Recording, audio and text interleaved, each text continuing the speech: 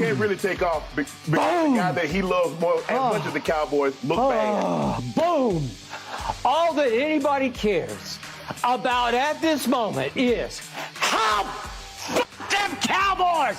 How about that Dak Prescott? How about that Micah Parsons? How about that first playoff road win in 30 years? How about last night, Shannon Sharp? Did you enjoy it? How did Tom Brady look? Oh, you've been supporting him all year. Let's get to it. I told you what was going to happen. Let's go, G. You were the one who said it was going to be a close game because you were scared to death of Thomas Edward Patrick Brady. Let's go, G. Yes, let's please go. I'm going to go crazy. It's going to be a wide open show. We need a warning label on this morning. All right, here we go, guys. Dak Prescott, indeed, had his best playoff game of his career last night. 31-14 victory over the Buccaneers. The Cowboys usually covered as road favorites.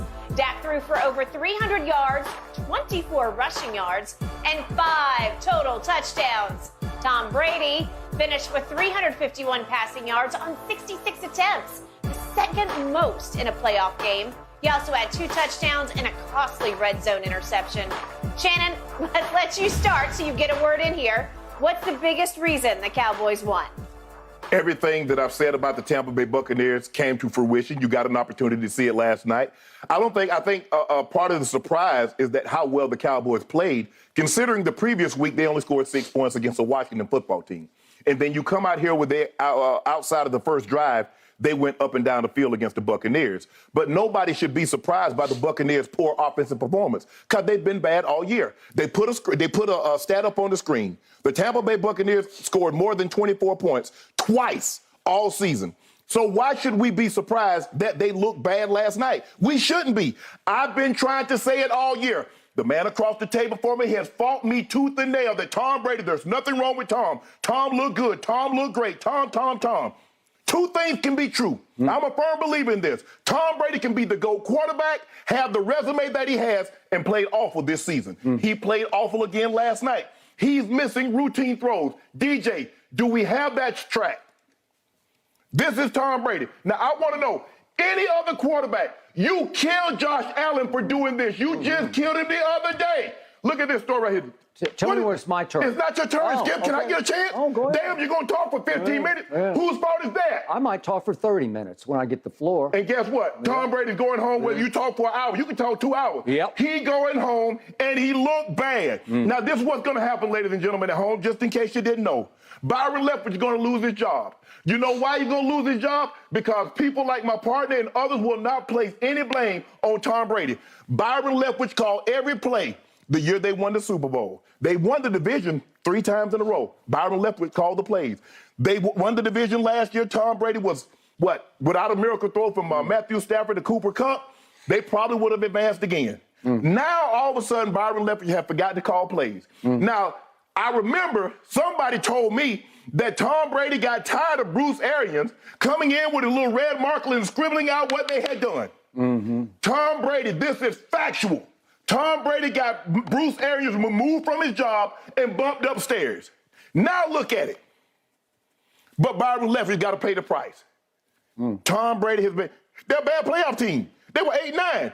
You expected an 8-9 team all of a sudden to score 30 points and move up and down the field? A team led by Tom Brady, Mike Evans, has never had less than 1,000 yards receiving. Chris Godwin, Julio Jones, they got 14 points, which is far less than what they average all year. Kudos to the Dallas Cowboys. That team last night, if they can package that up, bottle it, ship it to San Francisco, ship it to wherever they need to be next, that team that you saw last night, ladies and gentlemen, is good enough to win a Super Bowl. But I also saw him just a week before score 6 points.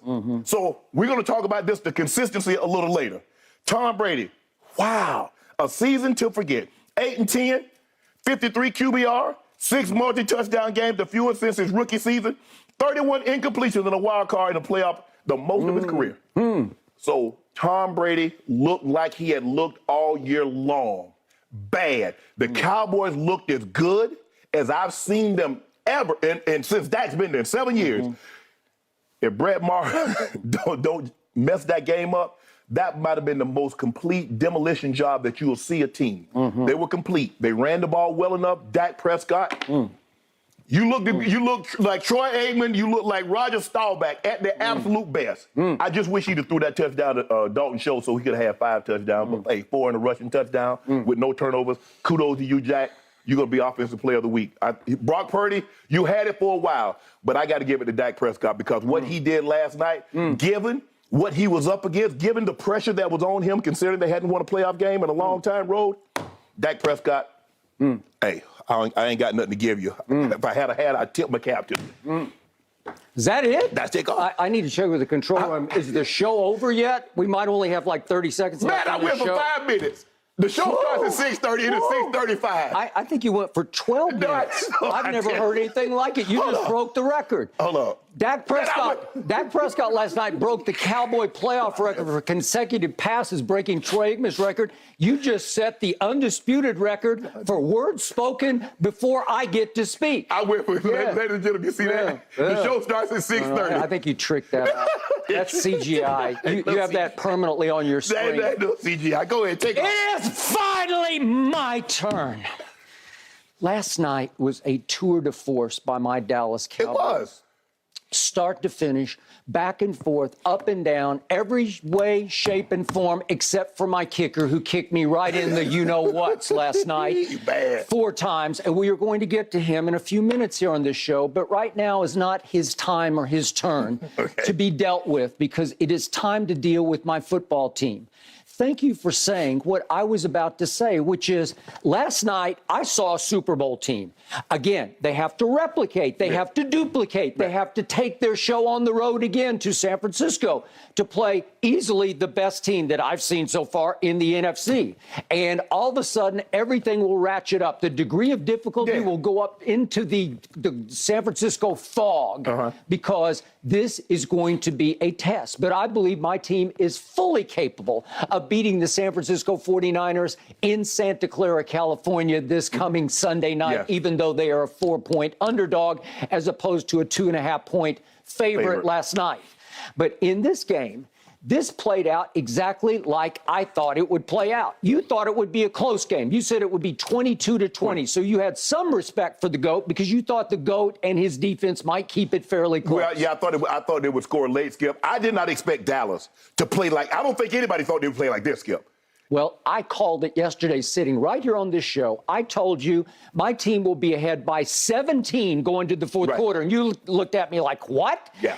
And they were up 18. And then they just piled on after that because they're just, as I said all week long, they're just way better than the Tampa Bay Bucs from start to finish. In any way, shape, or form you want to try to decipher what's left of the Tampa Bay Buccaneers, my team is just better. So what was my statement that I made? I told you yesterday, I'm going to quote myself. I said, Dak Prescott will have all night to throw at Tampa. That's all he had was all night long. Could we cue up the song all night? We could do a little Lionel Richie. Lionel Richie. Oh, let's just Vita Vea got him once. He got him early, but after that. Vita Vea had one uncharacteristic explosion rush that I might have seen one of those all year. I don't know where it came from. Dak did get off to a little bit of a shaky start because CD had a drop and then T.Y. Hilton had a drop and Dak had one real off target. And then once he took a deep breath and hit Michael Gallup, all of a sudden they looked at each other like, we got this. They cannot rush the passer. I'm going to say it again. Tampa Bay's pass